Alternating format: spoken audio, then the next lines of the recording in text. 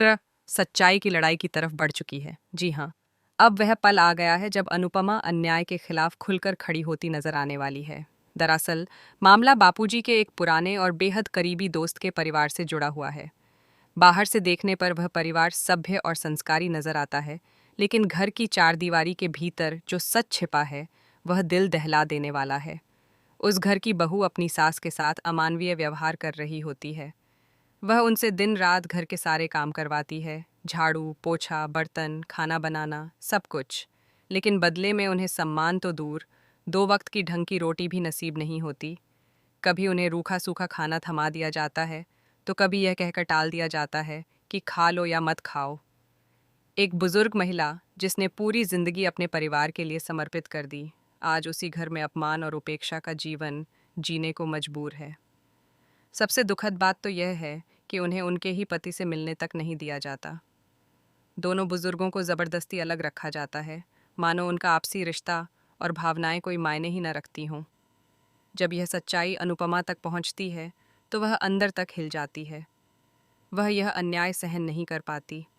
हमेशा की तरह वह केवल भावुक होकर बैठ नहीं जाती, बल्कि एक ठोस कदम उठाने का फैसला करती है। सच्चाई को सामने लाने के लिए वह भेष बदलकर उस घर में प्रवेश करती है।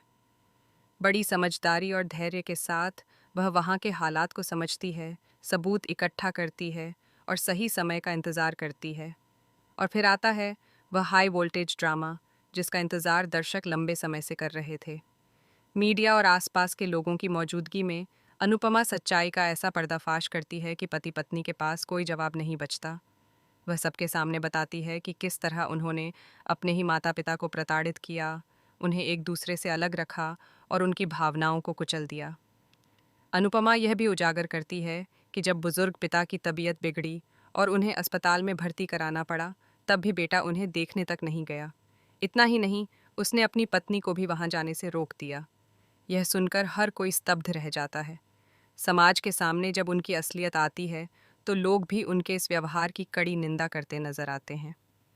इस पूरे घटनाक्रम में अनुपमा केवल एक बहू या बेटी का फर्ज नहीं निभाती, बल्कि वह समाज के लिए एक मिसाल बनकर सामने आती है।